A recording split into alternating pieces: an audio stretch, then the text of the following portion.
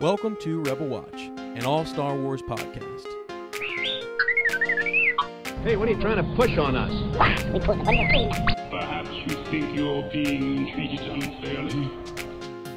Hey Star Wars fans, welcome back. I am now joined with my good friend, David Fogel. My name is Mike. I've taken his seat. I've taken his life. I might take his house. Leave him some psychopathy. I am Mike now. Yeah, see what happens, I mean, sometimes people just sneak in here and, they snake your bagel, so. Snake in the grass. Goodness gracious. Yeah, so, Mike, good to have you on board. We appreciate you being here. And this is basically our solo review / discussion, I think. We're going to kind of talk about what we thought about the movie. Definitely spoiler territory. Yeah, spoilers, guys, so don't get mad at us. Yeah, just so you know. We are also joined by my good friend Wicked here, who is if you're listening on Podbean or iTunes, I'm holding a plush Ewok in my lap, which probably doesn't surprise you. It's just what I do, so I like kind of sad I don't have one. Right, yeah. I need to get more. Just an army of them. And then currently right now, Grace is... we're going to get a little live reaction here by her via text message. We'll get her a little review. Wow, I wonder if she cares if I read this. Grace, here it is, live on the podcast. She just texted me, and she says that she just walked out of Solo, and her initial reaction is that she loved it. Darth Maul was awesome. She loved when they went to Maul, and Paul Bettany's character was actually, quite intimidating. Just a great all-around movie. So there you go. Initial reaction from Grace. Live on the podcast. When people text, man, I just hop right into it, and I just, Mark Hamill sends me a text, or Grace, or anybody else in the 501st. We just, We're very connected. Right. Highly connected individuals. Yeah, exactly. All right. So let's think here. Let's talk about Solo. Well, first and foremost, we actually had a pretty action-packed day on Friday when we went to see Solo. We really did. Went all the way up to the Great North. Cleveland, Ohio. That was a road trip, wasn't it? Road trip, man. Yeah. We had a good time up there. We actually stopped in and we watched it in the morning. Was it your first time watching it? Yeah, first time. Okay. You were the only guy who went. I know. Me and Mike were all first timers, man. I'm sorry. I could not help but to watch it Thursday night. So I watched it Thursday night, and then we watched it Friday, and we ended up going to Solo in Ohio, which was, if you haven't listened to Rebel Force Radio, Jimmy and Jason, you need to definitely finish listening here and then go check them out. Yeah, awesome. And just make sure you come back. Exactly. Awesome event. Playhouse Square up there off of Euclid in Cleveland.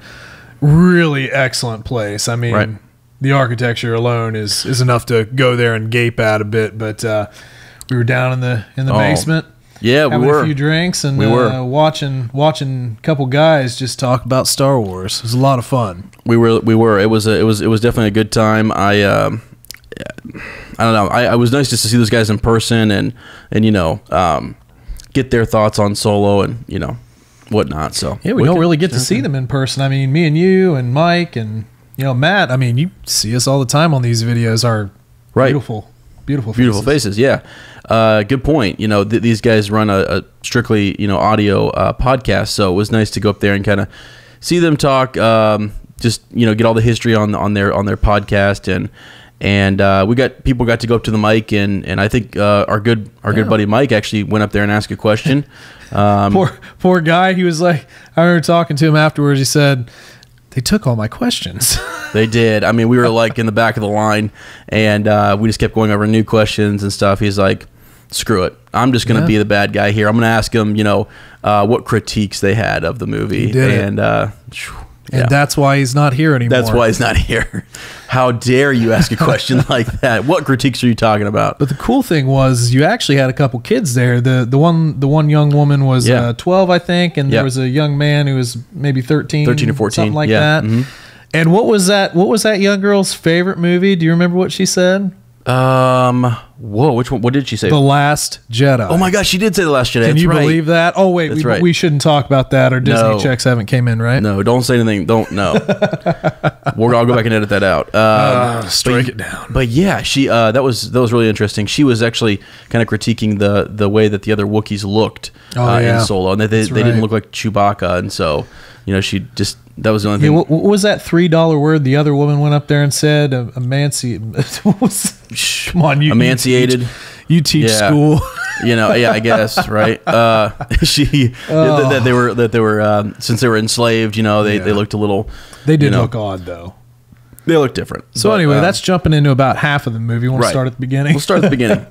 No, so that was fun, and then we ducked out of there. We would have had this up a little earlier, but I got sick over the weekend and I was feeling terrible, so didn't get a chance to get a quicker review, initial reaction up. So here we are, on Tuesday after the release, talking about it. So, and we're gonna be talking about it for weeks anyway. So I figure, might as well get this up as soon as we can. That's what she said. Where are you at? I haven't channeled him completely yet. Mike would be so disappointed. Sometimes I get up here and it takes me a couple times just to get in the swing again. I get you. All right. He's gonna be listening and he's gonna be like, guys, you missed 5. It's a new mic. It's a new mic. There you go. Okay. No, I think he had to work over tonight, so we'll get his reactions for sure. You never know when he might just pop on randomly, just go live on Facebook or live on YouTube. That guy's he's something. He goes rogue from time to time. He is. So, all right. Initial thoughts, man. What did you think when you first walked out? Of the theater. Initial impression. Well, I was pretty pumped when the full trailer came out. I think we all talked about it, and it was because during the Super Bowl trailer, little mini trailer, that was something that I was like, I'm not real sure about this, honestly. But then when we got the full trailer, I was pretty excited. Yeah. So going in, I gotta say, man, it was a great movie. Yeah. It was a great overall movie. They had, nice twists at the end. The acting. I think a lot of people, including me, were concerned about Alden Ehrenreich and his portrayal of Han Solo. Because, spoiler alert, Han Solo was my favorite character. Whoa. Okay. I'm not gonna lie. First time I saw him, shooting first, right? Just my favorite character. Yeah. So it's just a little odd to see somebody else play, especially Harrison Ford. But anyway, as you get into that movie, it didn't matter. He played that part great.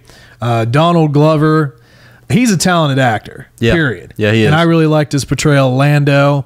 And I think that there was some criticism I had heard about maybe some people wanted more Lando, but honestly, I thought it was actually pretty good. It was just enough. The way they had him. Well, yeah. But they got his eccentricities out in the open there. The only thing that I was a little about, I guess, was some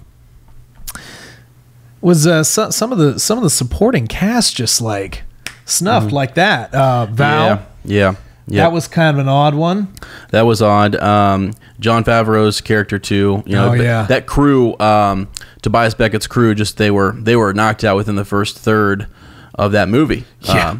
Not even halfway point, they were gone. And I also got to say, Beckett, also an excellent character. Right. I don't know if it's because it was played by Woody Harrelson. I really like Woody Harrelson. Me too. Yeah. But we'll call it a bit of both. Yeah, I thought he did a good job, and he's likable. You can tell we'll get to the end here in a second, but clear up until the end, I really still liked him, and you still felt like he had a good connection with Han the whole time. So I don't know. It was cool. Then of course there was Khaleesi. Man, big. I mean, I did not think she'd be this big of a deal. Yeah, I honestly thought she was going to be a minor part, like in the beginning, and then cut out. Right, and then cut out for most of it, and then be back at some point towards the end. She plays a huge role. See, I actually also didn't think she would go with them on the Kessel Run. Yeah, the fact that she's in on the Kessel Run is crazy to me. So there's that. But and then it was 12 ending. parsecs, right? I mean, if you round down. If you round down. So So, anyways, there was a lot of cool stuff in there. A lot of Easter eggs. I mean, so many that when we were talking to Rebel Force Radio, they couldn't even, they had missed a couple of different aliens and you know, who had said what, who shot first, all that good stuff. It was jam packed full of little things. I know, or I hate you. I know, that type of. Reversal on it's definitely a movie you could watch a couple times and pick out some extra little things here and there. Right, exactly. Even stuff in the background that was going on that was interesting. Here's one connection to Legends. The Corellia spaceport. The name of that I can't remember what Coronet spaceport is where they were going in the beginning. And I was just reading Legacy of the Force, and they're always talking about the Coronet spaceport on Corellia. They're just above it, or they're just outside of it. Right. So when I heard that, I was like, oh my gosh, there it is. So little things like that they were they were dropping in. And that's another thing. I mean, I think with some of the newer Star Wars films, Last Jedi probably front and center. I think people were looking for answers. Mm-hmm. And I don't think people necessarily have gotten all the answers they want, but this movie is chock full of just answers. Like, how does Solo get his name? Mm-hmm. Yeah, there you go. Right, whether you like that or you didn't like it, like myself. Oh, you loved it. Yeah, but you're right. It does have a lot. It does have a lot of answers. Who do you belong to? Who are your people? Right. Yeah. I'm alone. I'm alone. Yeah. Yeah. I know. How do Han and Chewie meet? Right. Yeah. Yeah. There's all of that. Winning the Millennium Falcon, getting that his relationship with Lando, it does answer a lot of questions, and then at the same time, it answered more questions, I guess, than it created, because at the end it creates a big question, huge. So, and we'll definitely talk about that. But I'm with you, man. My initial reaction was that I enjoyed it. I really liked it. Thought it was fun. For me, I heard people say later that last third kind of slowed down. I didn't even really notice it, I guess, that much, because I was still, if it did slow down, it was so, I had no idea what was going to happen still. I mean, I knew Han lives, but I didn't know what happens to Beckett. I didn't know what happened to Qi'ra. I didn't know what happened to, any of those other, players. I just knew that Han and Chewie make it out. I don't know what's going to go down. It had a run time of 2 hours and 15 minutes there too. So, and I actually thought it went by pretty quick. Right. Yeah. Yep. So. I agree. So, all right, let's just dig into the nitty gritty here on some of this, and we'll kind of talk about the first third, second, and then the final third, if that's cool. Yeah. Lady Proxima. What was up with that on Corellia? God. Yeah, if there was one kind of cringy moment, it's like a legacy. They have to put the one cringy kind of thing in there right now. Yeah, Lady Proxima, she's a water worm that can't take the sun or something. Mm-hmm. Yeah. I mean, it was fine, I guess. Yeah. It didn't really stop me cold in my tracks or anything, but it was a little weird. Yeah, it was definitely okay. It was different because I didn't know who would be the crime boss or the overlord, I guess, on Corellia. So, and I haven't done enough digging and research into any of the legends, there with Han Solo's story in Corellia. Legends. Yeah. That's just an area, I guess you said earlier, Han Solo, it was your, favorite character. Yeah. He wasn't mine, to be honest. And it's understandable. I don't know. I just always was more drawn to Luke and that, the Force and how cool is that, So, I mean, you're kind of a scoundrel anyway, so it makes sense. It's true. Makes sense you'd be drawn to him. A little scruffy too.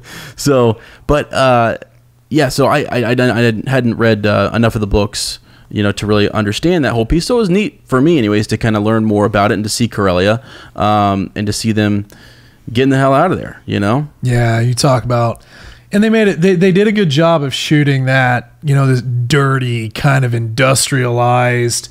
Over-industrialized world of metal and kind of poor kids scraping on the street and all this crime element, because you had the Empire. They did a nice shot up of a Star Destroyer. That's right. Yep. And so obviously they're making ships. They made several references to that throughout the movie, but then you have your little Empire, a couple little stormtroopers, but then you have this mass of crime. Mm-hmm. Yeah. And that's, you know, honestly, the real power, because even once you get a little further, when they're trying to get out of there in the station, Yep. you know, that I can't remember. I don't even know if they said his name, but the one guy was chasing after him. Yeah. You know, he just kind of says his stormtrooper something, and then they help him. They help him, yeah.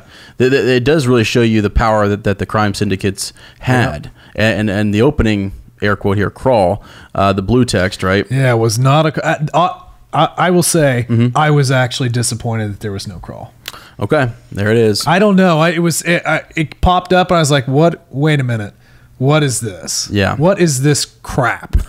No, it wasn't that bad, but I was a little put off a little bit. Yeah, it was different. I thought it was just going to do a long time ago, and and then it was going to just jump into the movie and not do the crawl. But then they did like their own miniature crawl with the blue text, and it was, the music was cool. And when that first started, and it says, you know, it's a time of lawlessness, and it starts to talk about the syndicates and stuff. So, you know, but I guess the point is that though they had it seems like they had a lot of power, a lot of influence, and honestly, this is going to make a little connection here to Empire at War, the expanded edition, the gold pack, the video game.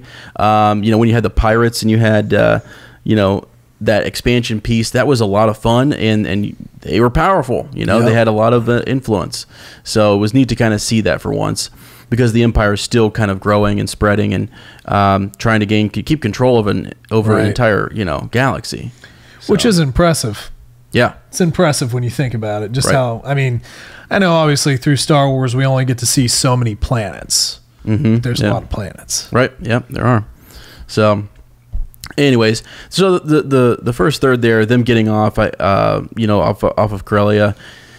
You see the dice. You know, that's become a right. They were passing that back. They were passing that back and forth. You know, for luck. And then they had what was the fuel? The name of the fuel that they stole? Oh gosh, yeah, unrefined. Oh gosh, I've only seen it twice. Chlorexia.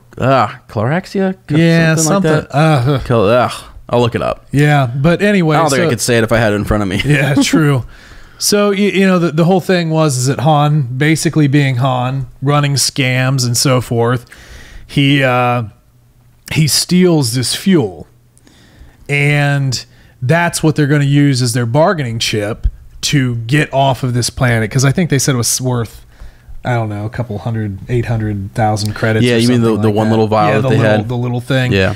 So they were going to bribe their way off of the planet. That was the plan. And of course, unfortunately, that went awry when, you know, your syndicate guys come to the little whatever train station or something, and then they snatch Qi'ra before she can get away. Before she can get away, yeah, for sure. Yeah, and he's you know, he knows he has to leave. There's nothing he can do right there at that time. If they would have caught him, I think they would have killed him. Yeah, is sort of what she says, and I think he mentions that earlier. You know, I don't know. It was just he was in a tough spot there. So, you know, he takes off, and then he joins the Empire. The Empire. Yeah. Wow. And it's what's interesting about it is we didn't actually get to see him be an Imperial,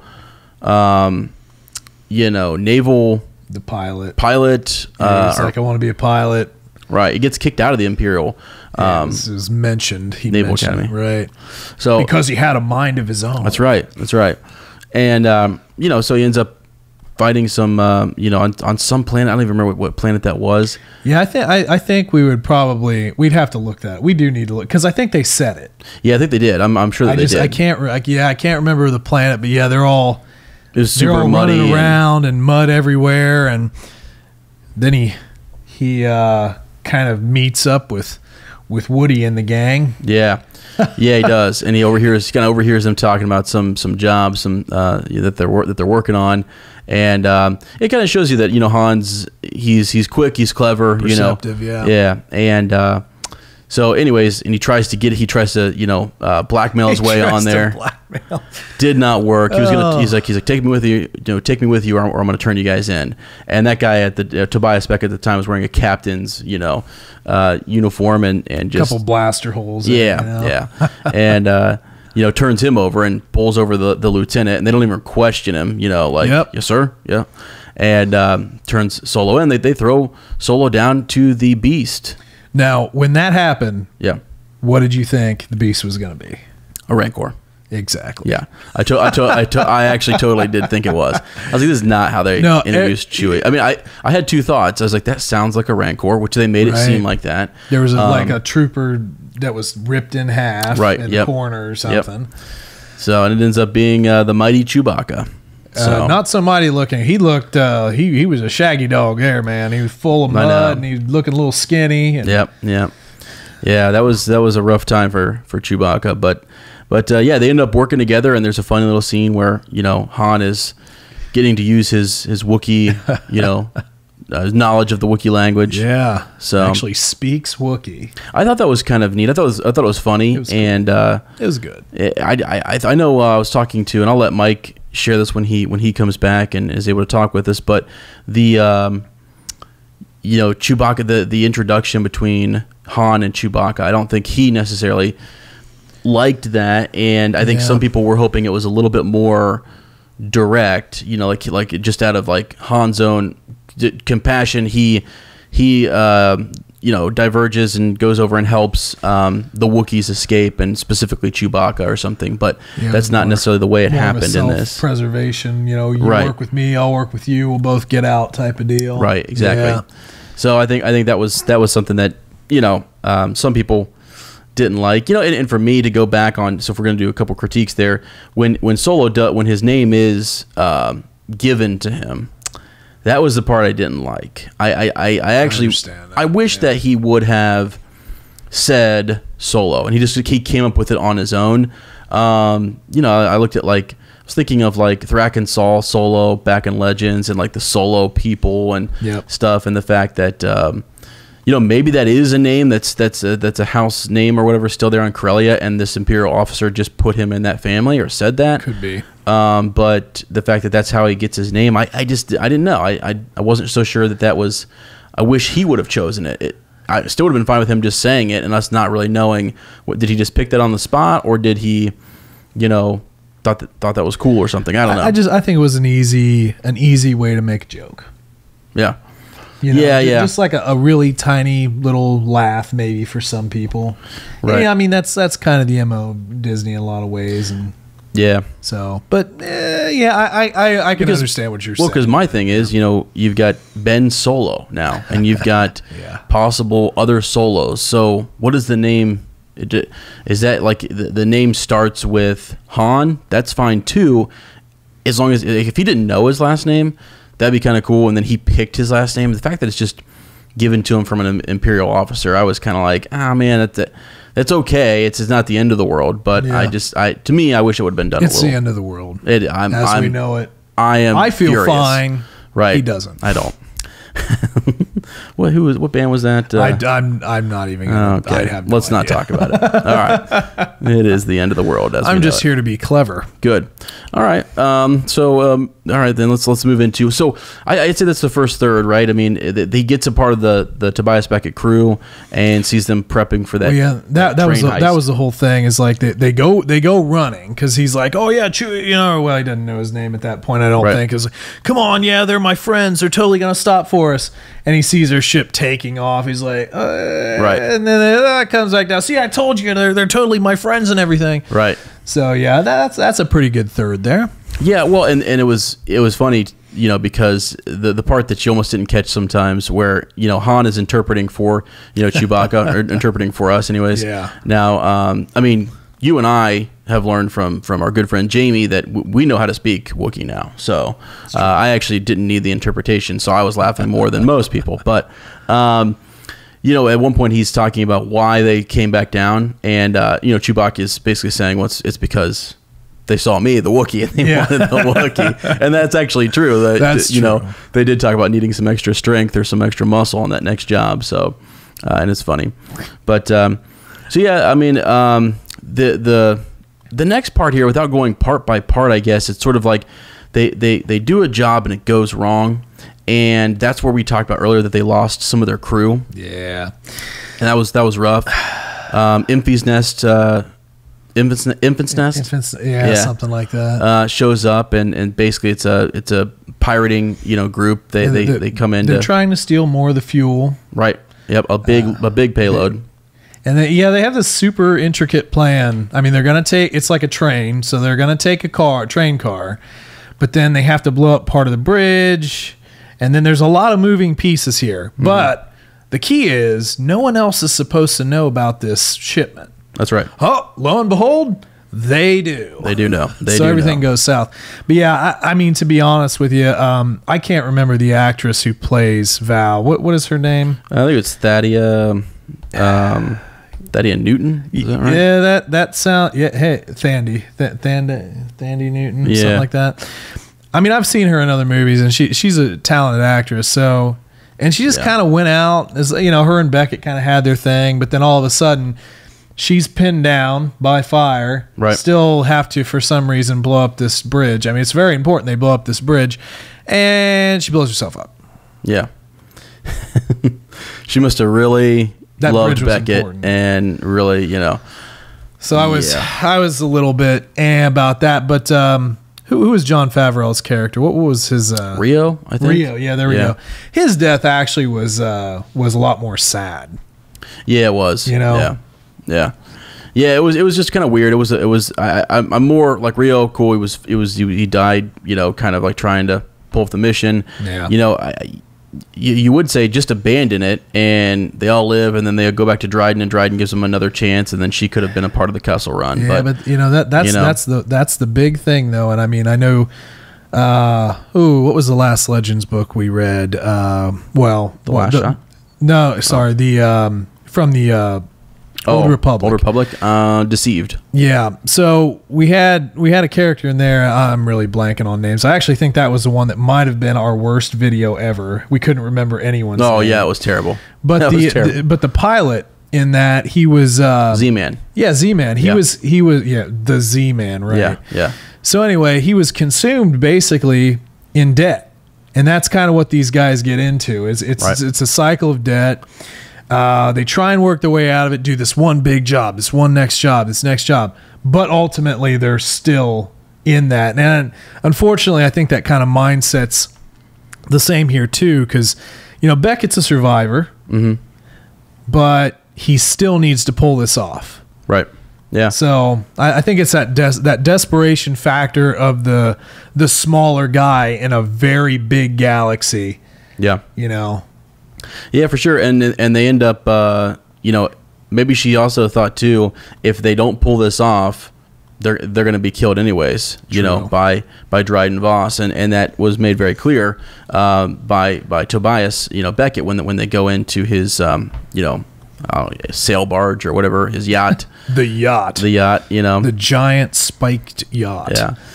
So they end up pulling this job off, and they lose the payload. Han makes a call to kind of like drops it. He drops his load. Sometimes you get boarded. That's right. That's true. Yeah. So, but I guess they would have actually, if he would have listened to Beckett, I think Beckett knew that that the pirates could not actually hold it. Like it looked like once he dropped it, they couldn't have carried it themselves. So. Yeah. But had they have flown right into that mountain too, then it was a game of chicken, really. And, exactly. And so Chewbacca gets hold of Tobias and gets him out of there. But into Dryden Voss. What'd you think of his character? I keep saying this. I really do love the casting of this movie. What is his name? Paul Bettany. Yeah. Oh God, I've really enjoyed his acting for a long time. Honestly, he's a beautiful mind. Mm-hmm. He was great in that as the imaginary character. Yeah. But no, he was deadly sincere. Yeah. You could just tell that this guy is a badass. Now he looks a little skinny, kind of tall, skinny, lanky guy, but he'll kill you. And he did. The first time you see him, he kills that governor. Yeah. He's a collector. He's feared by other people. He will literally just snap his fingers and say, "Nope, you're done." Yeah. And that's the reputation he has. Tobias knows that, and so, tries to figure out another way to pay it off or to make it up to him. But you know, Dryden. No, yeah. Well, as Dryden just works for so we understand Crimson Dawn. Crimson Dawn. Yeah. Right. So that's kind of a big deal, and so he's actually. And we might as well cut right there. Who cares? Well, this is a spoiler review. He works for Darth Maul. Okay, Maul. So I'm just gonna go ahead and say it. Works for Darth Maul, and he's half a man, but he's the man. He's the man. That's right. So that's pretty. You know, if we thought Dryden was a scary guy, Darth Maul he's 10 times as ruthless. So and then of course, who's the X Factor? Who does Han meet on the barge? Qi'ra. Right? What? Yep, I know. You're here? Yep. How did that happen? And he said, how did you get away? How did you get free? Or how did you escape? And she says, I didn't. Yeah. And I'm like, oh, so she's still, and she's got the little tattoo, so I don't know. She made a couple of deals. She made a deal with the devil, and she's in now. It's given her a life that she thought she'd never have, and so. Coincidentally, she might not have had. Yeah, exactly. Had any life, considering the conditions of where they were. Right. Yeah, exactly. So she's definitely a character, definitely a survivor. I would say that. Yeah, for sure. Yeah. So so now we cut into, they've talked to Dryden, they convince him it's time to, pay him back in some way or make this right. Some funny back and forth where Han's always trying to jump in with these great ideas. Chewbacca actually gives them the facility in which they can refine the hyperdrive fuel, but they end up making a Kessel run. They decide to go to Kessel and get this fuel, and Dryden's kind of like, you don't have enough time to get it from Kessel to the refinery before it explodes on you or becomes unstable. And so that's why they had to make the Kessel run in less than 12 parsecs. Take a shortcut. If you round down. Yeah, either one. Yeah. So, but they seems like they made it in plenty of time. Actually, seems like they still might have had a couple more parsecs. It was getting a little sweaty. Yeah. Apparently, this fuel unrefined is super unstable and gets nice and hot. And right. Explodey. Yeah. I think is the scientific term. Yeah. But they have Qi'ra go with them. Yeah. And I gotta say, the whole Kessel run was actually kind of neat too. You have this entire gaseous environment with this little narrow corridor through it. Right. And the whole point, I think it was supposed to be 20 parsecs. Is that what they said? Yep. Mm-hmm. So the whole point was, and this is going back to an old debate, were they using a parsec as a unit of distance or a measure of time? Yeah. Well, in this case, it's definitely a unit of distance. Mm-hmm. They took a shortcut. Yeah. But it also cuts some time. No, I know. It's crazy. So controversy. They end up going to Kessel, the mining facility, and you got I think the Pikes was the other tie-in there, the other crime, syndicate, what have you, and while they're there, they got this whole plan. They go in, they basically take over, and create like a. What was the droid's name again? L3. L3. Yeah. So L3, we haven't really talked about. We actually kind of sideswiped Lando a little bit too. We can go back, but L3 is like this super quirky droid. Okay. Right. She's like all about droid rights, and she basically starts a droid rebellion. Mm-hmm. Thank goodness. Hilarious. Thank goodness. It was good. So yes, the droids took the day.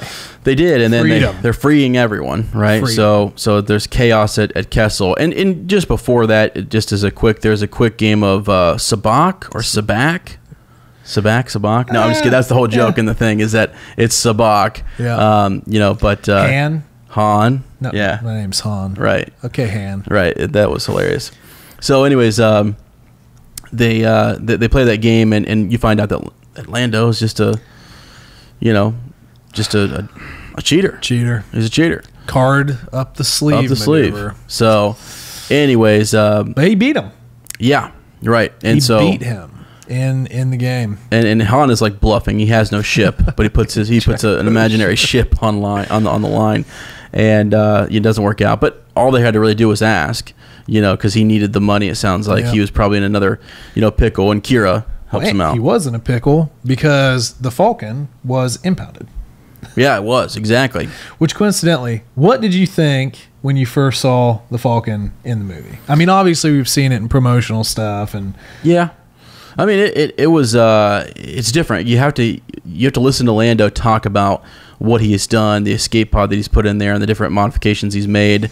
So it was different, but I knew it was going to be different. I knew it would be modified. I actually thought Han was going to have a chance to modify it, but the modifications. Oh no, wait. He did. He did modify it. That's for sure. I mean, it had a wet bar and everything. It did. It did. A cape room. Right. I've never seen a man with so many capes. Yeah. It was definitely something. It was too clean. It was too. Yeah, it was too clean, and you don't really see how it can get that wrecked until he makes the Kessel Run. Yeah, and you're like, oh, okay. There's the ship of old. But I mean, the biggest question: cutout or no cutout? Yeah. What's your preference? Cutout. Exactly. Yeah, gotta have the cutout. So that was the escape pod. They actually to get back to the Kessel Run, after they get everything out of there, Chewbacca comes across some Wookiees and helps him out, and you think he's gonna leave Han there for a sec. We know he's coming back. Yep. And he comes back right at the right time and saves Han as he's trying to wheel the the fuel out of there. Unfortunately, L3 dies in this process. Yeah, which really affected Lando. It did. He really lost his mind. And he lost his mind. There was a little kind of some sort of weird human relationship robot there was something thing, because the robot was clearly Yes. in love with him, and she clearly thought he was too. And somehow, actually, they make it work. And actually, I think Lando, if you look at his reaction, truly did care for that droid. Like it was was upset, enraged, so risked his life to go out there and save her. Not the end. So not the end of her. No, not the end at all, actually. So we'll get back to that here in a sec. But getting off of Kessel, the cool part when we talk about the Kessel Run is that it's at on the way through there's this sort of anomaly. There's this, the gas, as you said. There's some organic creatures inside of the gas. Yeah. I don't know, nebula, whatever it may be. Maul. I don't know what it is. The Maul, yeah. And it ends up being like a gravity well, I think, is what they call it. Yeah, there was they're obviously, like you said, they're trying to make up time, so they go into the gas, which is inadvisable because there's like little big old planet chunks and possibly some creatures. Right. But yeah, so then what happens? They run into a giant space creature next to them all. Right. Not good. And so tentacles everywhere. Right. And if you're wondering too, I mean, if you've seen it, when they had those lights, when they first went into Kessel beforehand, there's a track. There's a designated track that it's the only known way to go through and into Kessel and then back out. That's why everyone at the time was like, it's impossible. We know how long it takes. Yeah. You can't go outside of that track. You have to go this specific way. And basically, there's a blockade by the Imperials. They have to shoot off into the unknown, and thank goodness they have L3 plugged in to the. She had the best, I guess, navigational. One of the three brains, right, which was super cool. So she's in there probably arguing and going nuts, but she plots a course for them through Kessel. So really. Yep. And now she is a part of the ship, which is actually I thought that was really a cool way to do it. I couldn't believe that they did that. And that made me go, okay, L3's awesome. I love it, Now let's talk about that giant space creature for a moment, because I thought it was wasted. I honestly thought from the previews it was going to be a bigger deal. Yeah. It really wasn't. They shot the escape pod into the Maul to get the creature to follow it. The creature gets in between the gravity well and the Falcon to decrease the pull on the Falcon, and just basically gets torn apart. Yeah, as they're attempting to use the fuel. Which, did you ever find the name of that? Nope. We're a professional podcast. Yeah, I don't think I could pronounce it anyways. I really don't think I could. It's just hyperdrive fuel. So yeah, someone's gonna say something. They will. But no, so they're trying to rig up this fuel to power the Falcon, which of course is going to, get them screaming like a bat out of hell. Yep. But this creature, it just gets ripped apart. Yeah, I was kind of disappointed. Yeah, I thought they were gonna. There's a quick little chase, you know, and it is kind of a scary moment, I guess. But kind of. We already saw it in the trailer too, so it's one of those things where it's like, oh, but that's the thing. I thought it was going to be more. It's like they're flying through tentacles and everything. It just sort of seems like, eh. That's one of those things where the trailer showed you everything that was going to happen in that scene, and you're kind of like, oh well, you know. But it's cool. They get the hyperfuel done, and of course, being the Falcon, they try and start it, and it doesn't backfires on them, right? And then all of a sudden, boom! Right.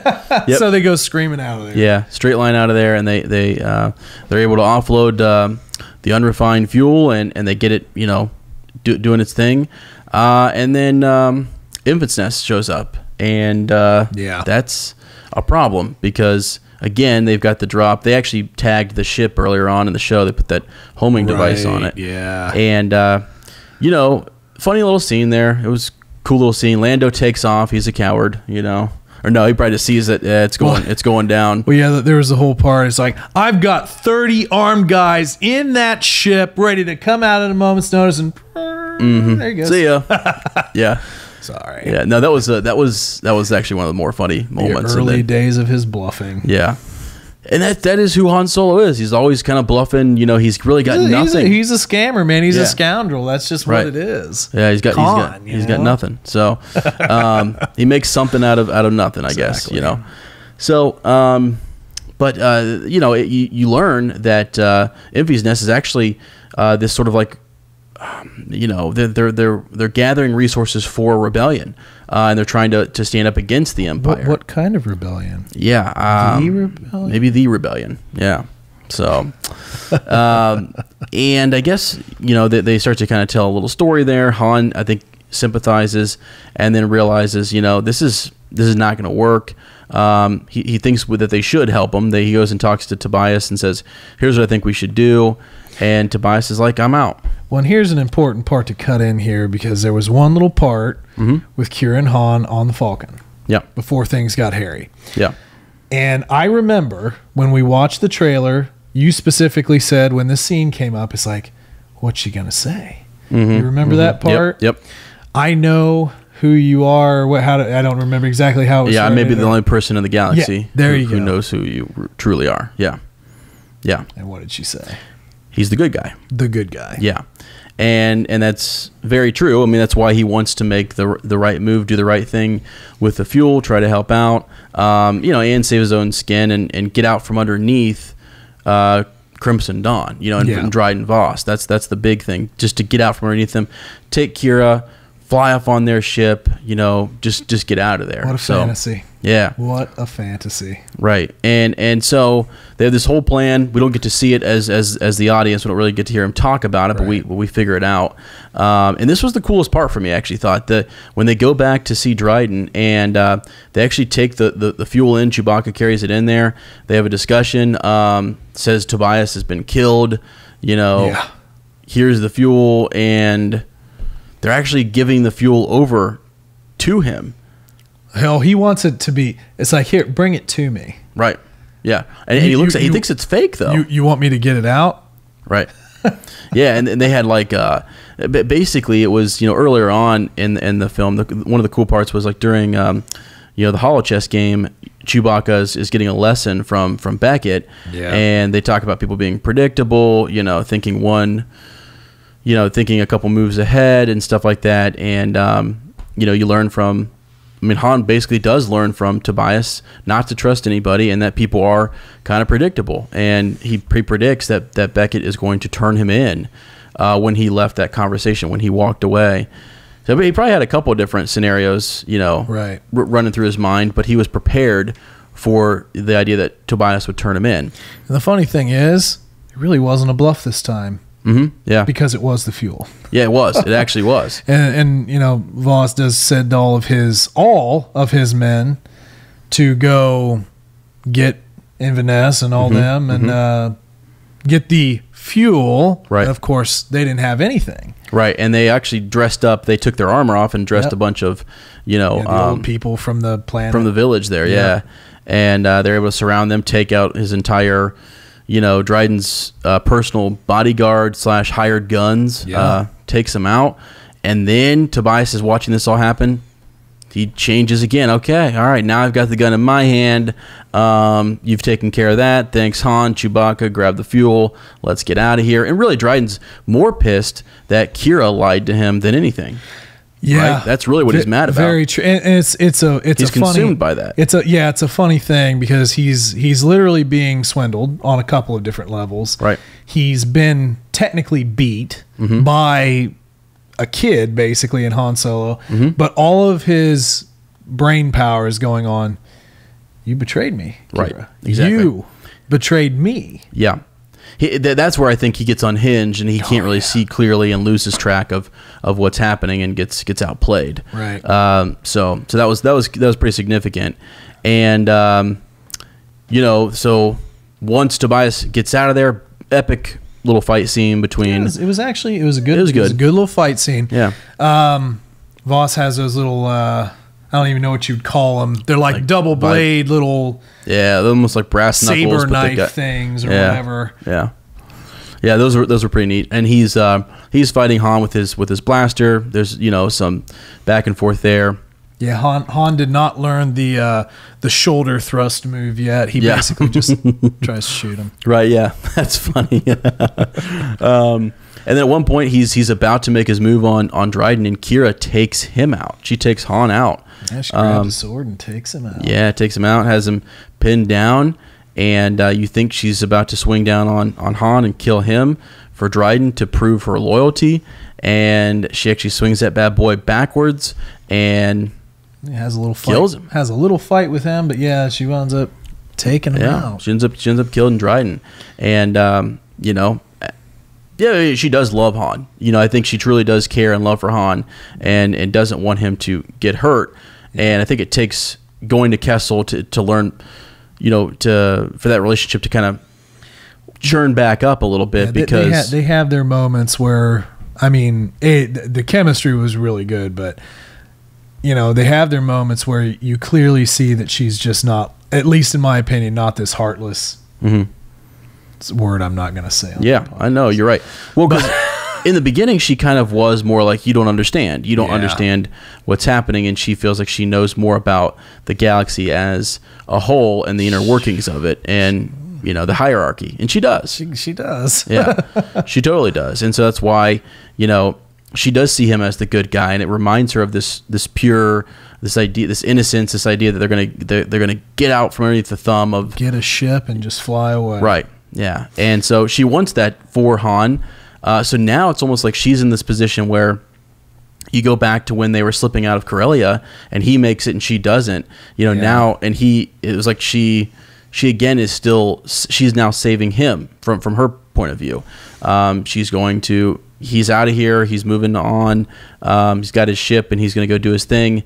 I need to, so that they're not hunted down, perhaps, she tells a different story of the account. She doesn't mention Han Solo's name. She doesn't mention Chewbacca.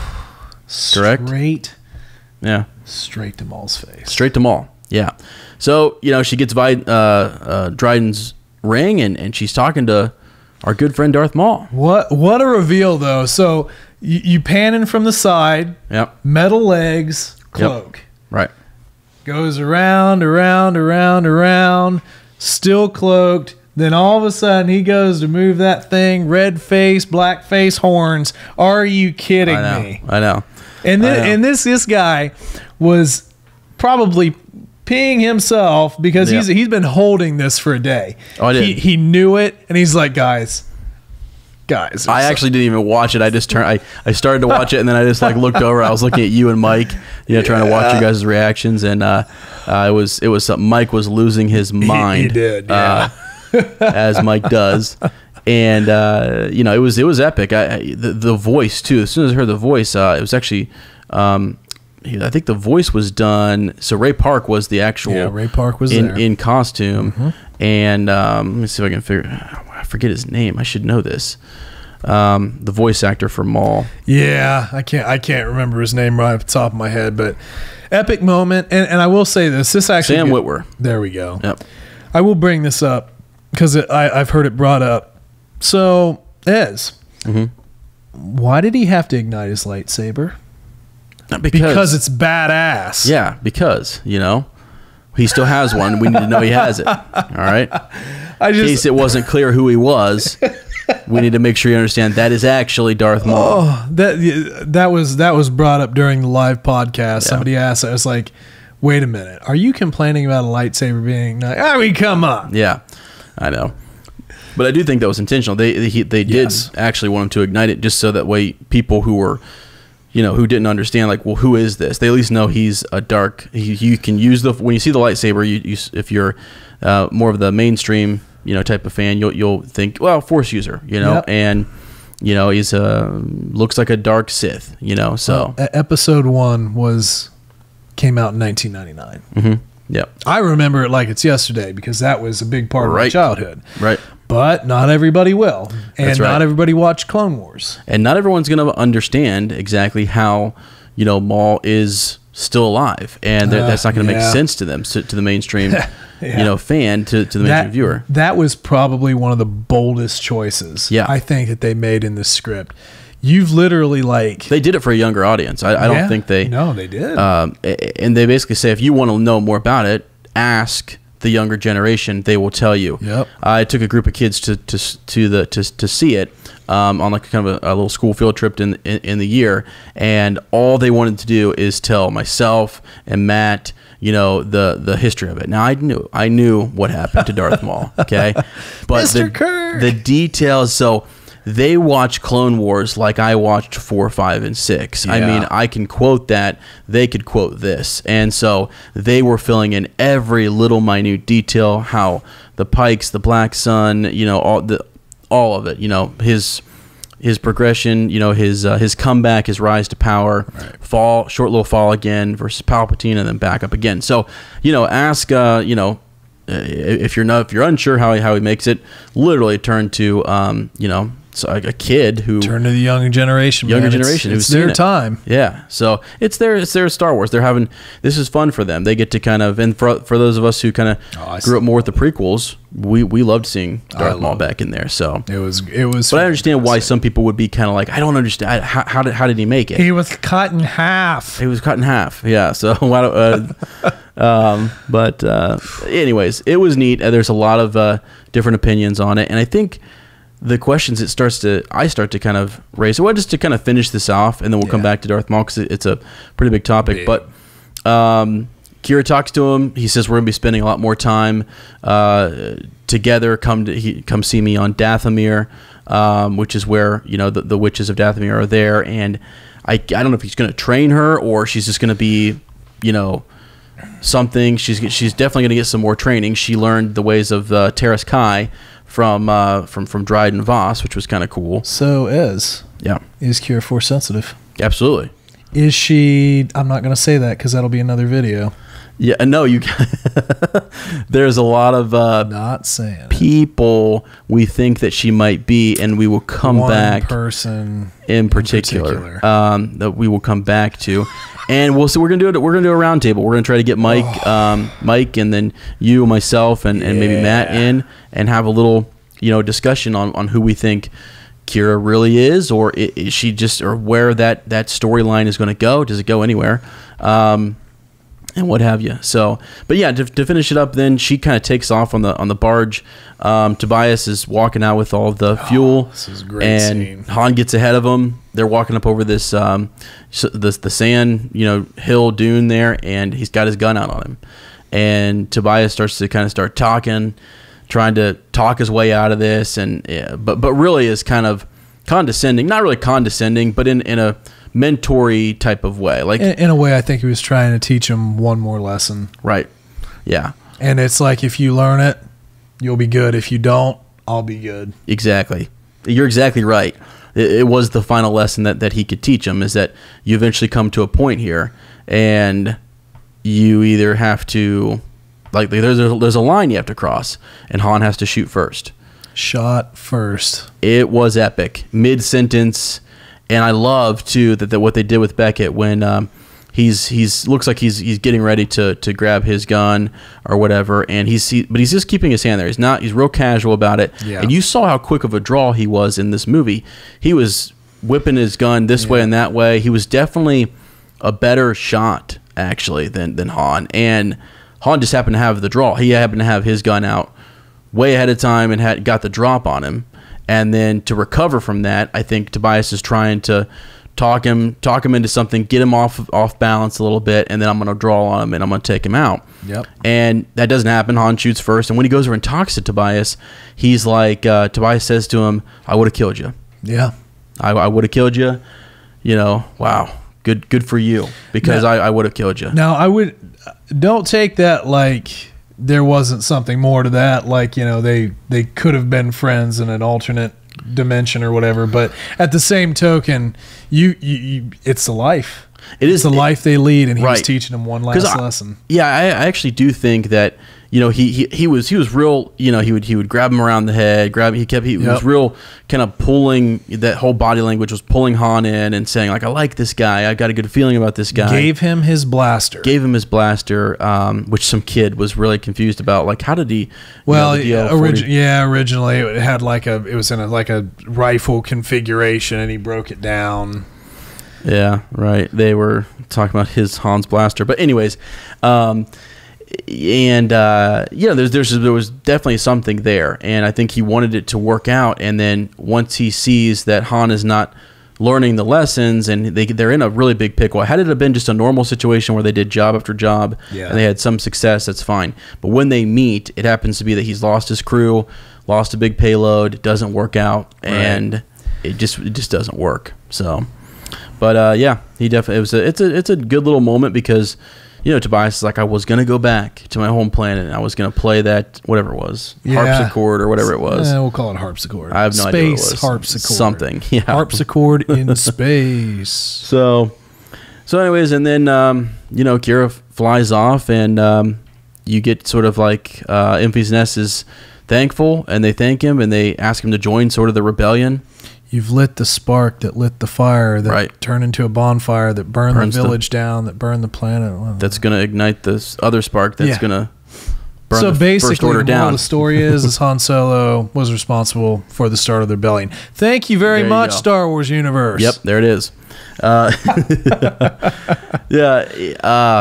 You know, so anyway, I thought that was a cool little connection, and I love that he says his facial expression, Alden Ehrenreich's expression, was just sort of like the "I'm good," you know, and just kind of gives him that, like, looks very Harrison Ford like. It's a gesture, it's a facial expression he's done in a lot of his different movies, and so he nailed it, perfect.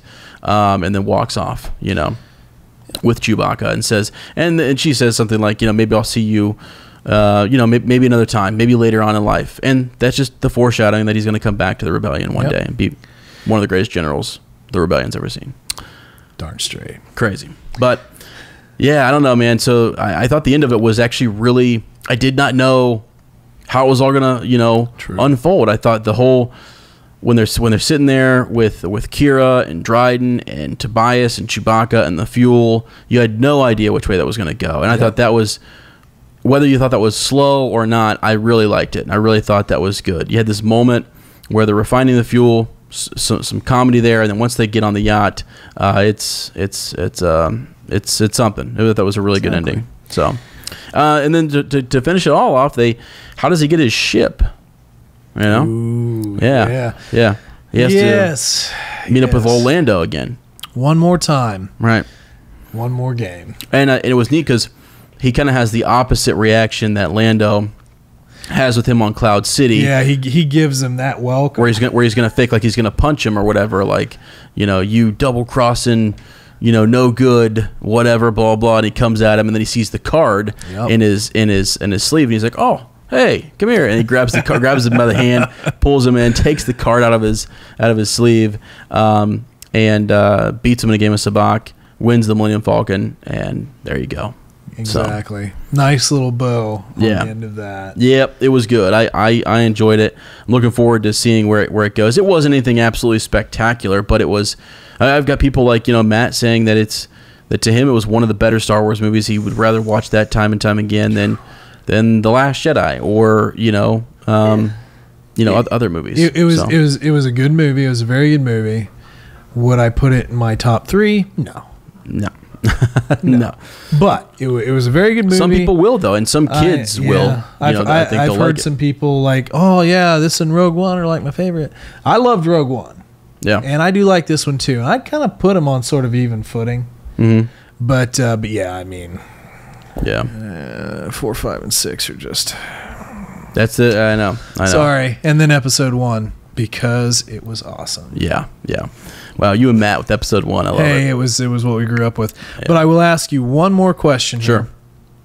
Because it was brought up, and I honestly don't necessarily agree with it, but the line of thinking that was brought up. So, a couple people were kind of upset that Han didn't come out of this more, what would be the word? More grizzled, more haggard, more, I don't know, depressed or something. Well, or jaded against. Jaded. There you go. Life in the Galaxy. Do you think he should have been more jaded at the end of this movie? No, he still didn't have the Falcon yet, and I think you get that look of like, this is awesome. It's his very first, run, and it's his first time doing a job, pulling off a job. Yeah, exactly, and he makes it work, and so he's probably disheartened by Qi'ra, that aspect, but now he's gained a lifelong friend in Chewbacca.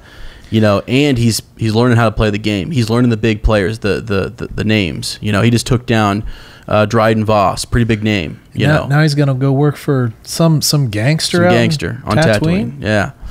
And of course, that run was like 10 years or something like that. It was quite a while where he was running for Jabba. For Jabba. Oh yeah, for sure. So I mean, he has a lot of time. You're right, exactly. Where because Jabba, he's one of Jabba's better smugglers. Yeah. You know what I mean? And then you get in one situation where you can't make a delivery, and sometimes you got to drop. Exactly.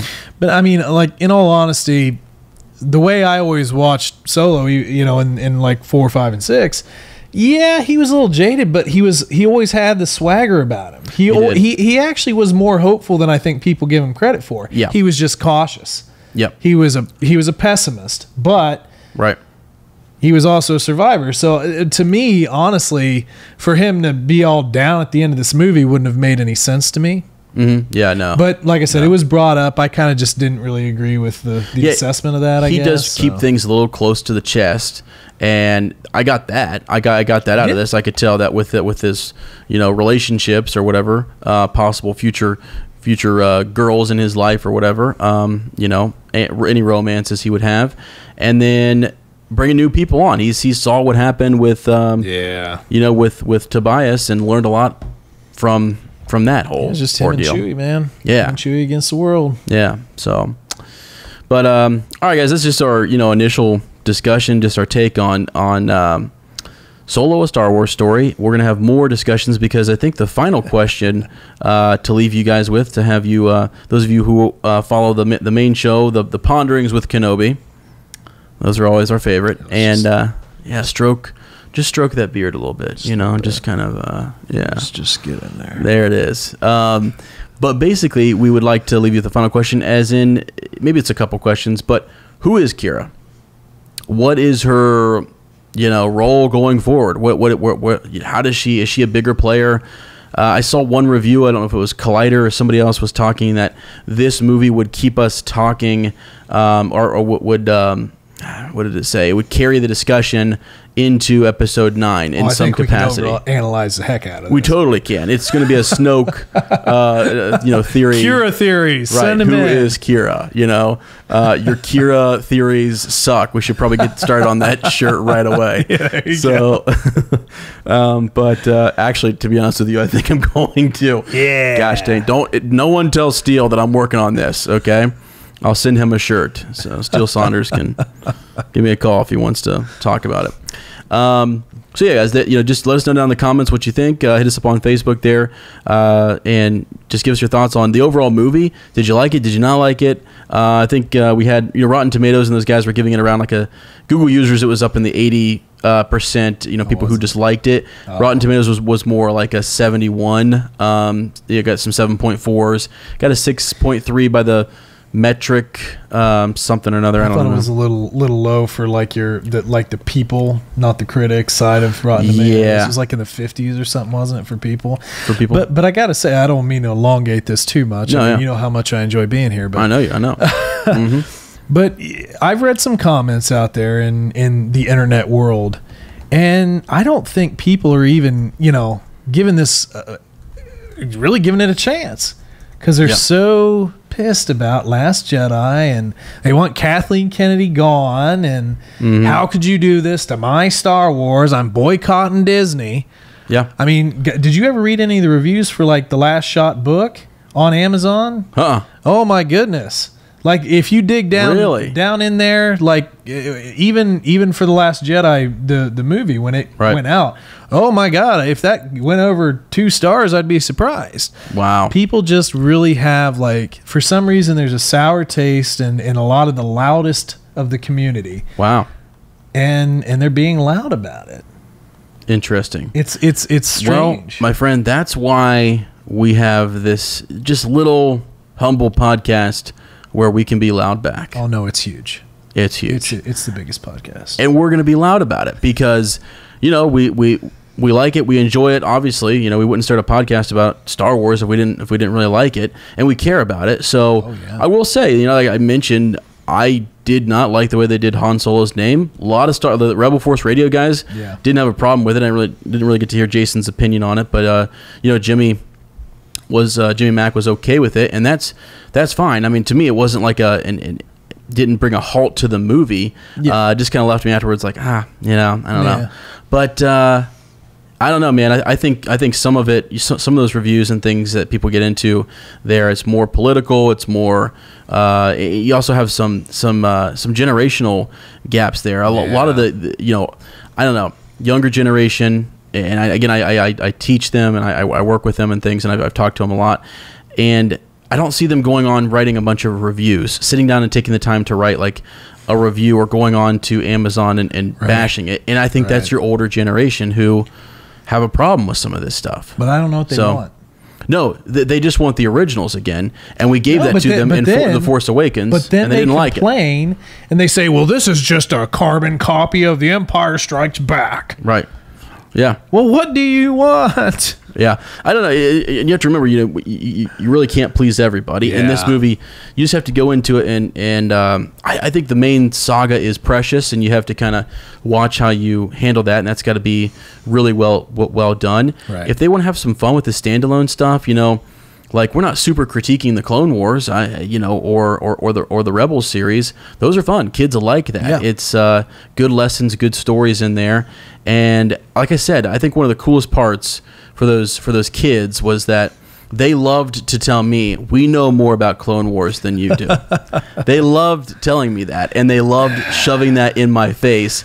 And I enjoyed listening to them talk about it. And I'm like, go for it. And I would just, one by one, they would each give me sort of this, actually at one point there were so many kids talking that I was like, all right, you're going to start, and then you're going to pick up where he leaves off, and you're going to pick up and keep going. And I had like 5 kids kind of telling me this sequence of Darth Maul's, return. So and after a while, he says, all right, kids, sit on down. Let Mr. Kirk go ahead and show you how it's done. Oh my gosh, man, it was something. But that I just think it's neat. I think you have such a wide fan base now too. You've got people passing on what they've learned and stuff to their kids, and I think it's important to remember that. I know a lot of people who were upset, and I even know teacher friends who were upset with The Last Jedi. You would go ask a lot of our kids, and we saw that at the live podcast at Rebel Force Radio. I think everyone was shocked, like the 3 to 4 kids who were there who were under 18. They were like, Last Jedi is my favorite. Now, again, that could just be a kid thing. That's the most recent thing that they remember seeing, but they also remember The Force Awakens and Rogue. I don't know. They loved The Last Jedi, and I was like, I was shocked. I was like, wow, I did not think they would say that. I thought they would bring up, something else. So I don't know. And you've got Rey in there. It's a whole nother generation thing. So it's cool. It's cool. It is what it is. But let us know what you think down below. If just tell David/Mike here, that his Star Wars can go, suck an egg. Okay. Whoa. Oh, man. Just let him have it, Is this guys. the abuse that Mike normally gets? This is what He can have it. You know, unfortunately, I don't think we're giving Mike enough abuse down in the comments. So if we could actually turn that up a notch, I would have really appreciate it. No, I'm just kidding. No, we missed Mike actually today, and we're going to get back with him hopefully later this week. And like I said, we got a lot more to talk about with in regards to Crimson Dawn, Darth Maul, and Qi'ra, to be quite frank. So, all right, guys, thanks for listening. Thanks for watching on YouTube. Remember to leave those negative reviews down in the comments and positive reviews on iTunes. Follow Ezra's Twitter. Oh yeah, don't forget to follow my Twitter. Actually, yeah, follow me. Let's see. For Ponders with Kenobi, we got I'm at Womprat_2 meters. Thanks, Fogel. I totally forgot. I am Instagram as well. Instagram as well, and also my good friend here. You want to plug some of your stuff, some of your handles? Dave's 45 Auto. Look it up on YouTube. You won't be disappointed, or you might be. Well, I don't know. It's good. You won't be disappointed. Actually, please go look up Dave's 45 Auto. It actually, yeah, I actually owe Dave something. I actually owe you a little something. It's true. Which hopefully I'll be on there soon. Am I gonna be on? Am I gonna get a chance to be on one of your videos? Oh yeah. Okay, cool. We're having you on there. Okay, cool. All right, cool, good. All right, guys. Thanks again for listening, and as always, may the Force be with you.